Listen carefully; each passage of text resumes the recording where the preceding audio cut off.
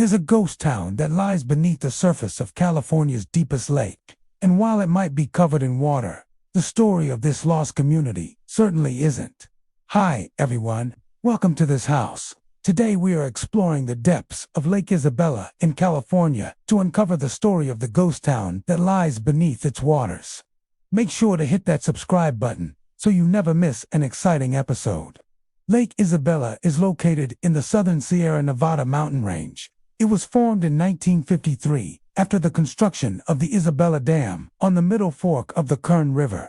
The U.S. Army Corps of Engineers constructed the dam for flood control and for the production of hydroelectricity.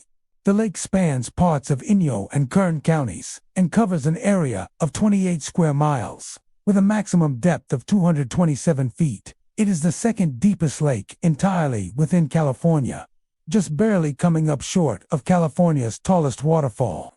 Prior to the flooding, there were two small settlements near the proposed site of the dam, which would eventually become the ghost town we are exploring today. Those settlements were London and Buckingham.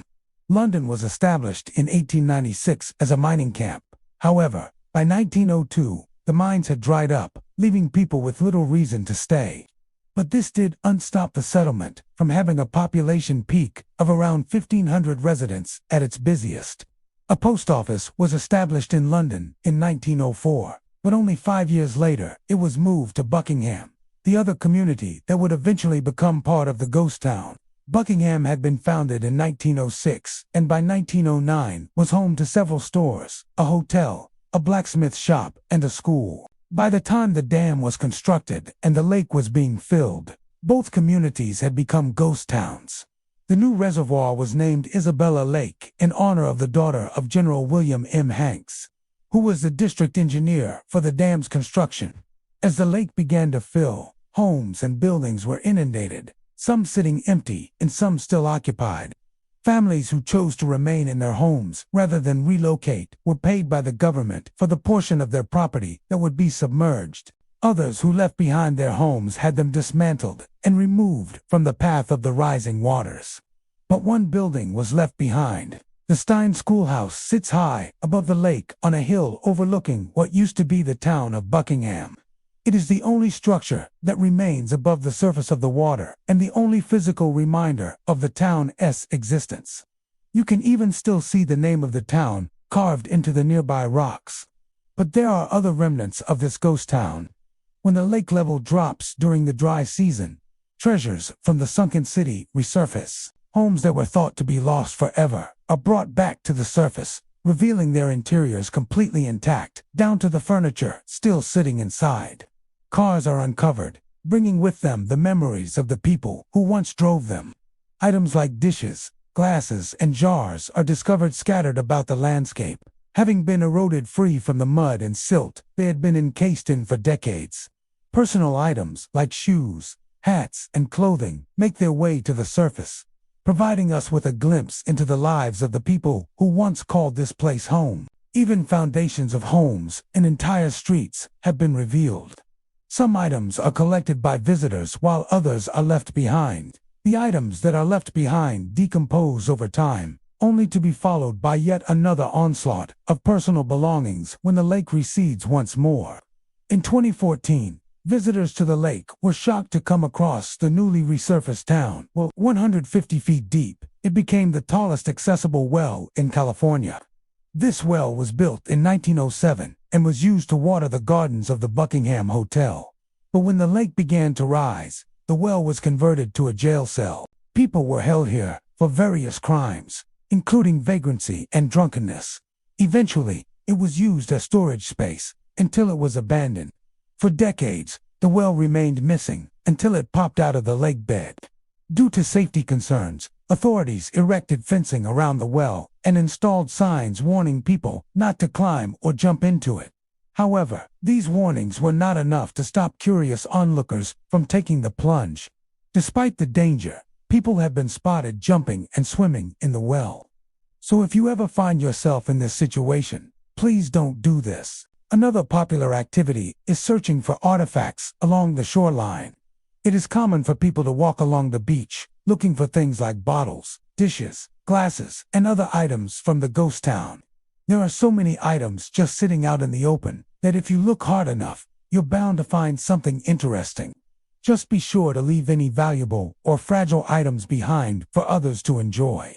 Because the lake only reaches a maximum capacity every few years, it can be difficult to predict when you will stumble across one of these relics from days gone by. The most recent massive drop in water levels occurred in 2021, when the lake dropped nearly 40 feet. This exposed nearly 1,000 acres of land that had been underwater for almost 70 years.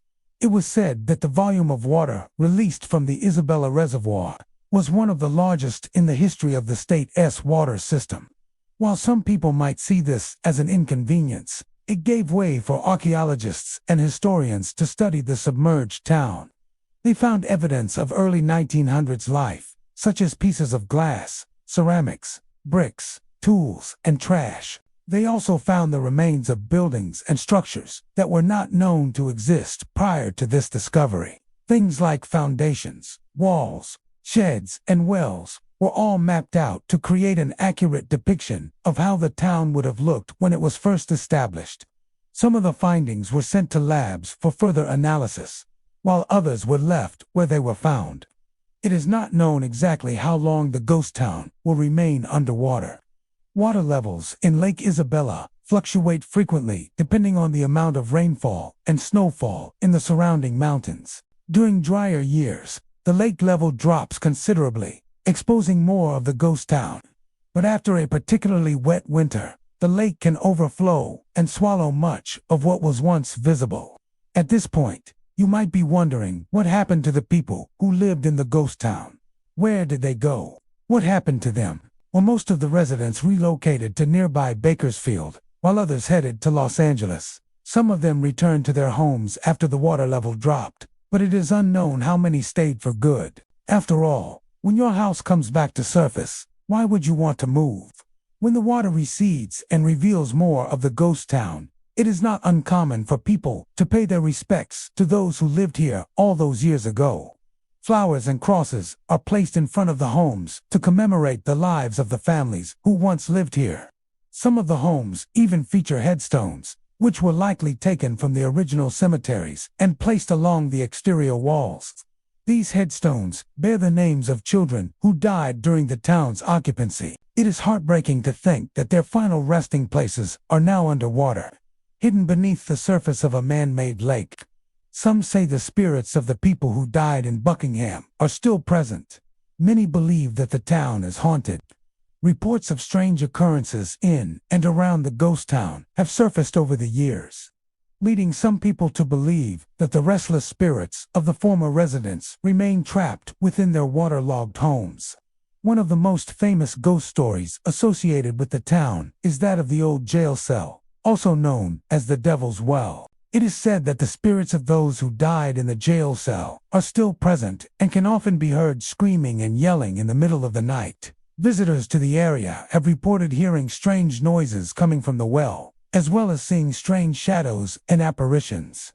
Many of these reports have been written down and compiled into a book called The Ghost Town at the Bottom of Lake Isabella. According to the stories, the ghost of a girl who drowned in the well can still be seen standing at the edge of the opening. Others say that the ghost of a man who was wrongfully accused of murder and locked up in the jail cell before taking his own life can still be seen pacing back and forth along the floor. Still, others say that the ghost of a sheriff who was killed in a shootout with a member of the mob can still be seen riding his horse through town.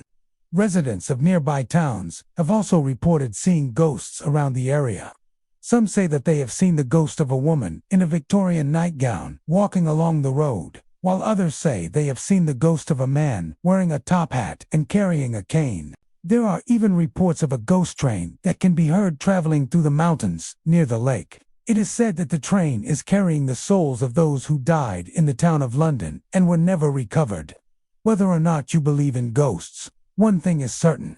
There is a sense of mystery and intrigue surrounding this forgotten corner of California. The story of the ghost town hiding beneath the surface of Lake Isabella is one that will continue to fascinate and intrigue people for years to come. Thank you all for watching. Which room from the ghost town did you like the most? Let me know down below in the comments section. And while you're there, make sure to hit that subscribe button so you never miss an exciting episode. I would also like to take a moment to say a special thank you to our supporters whose names you can see on screen right now. I'll see you next time.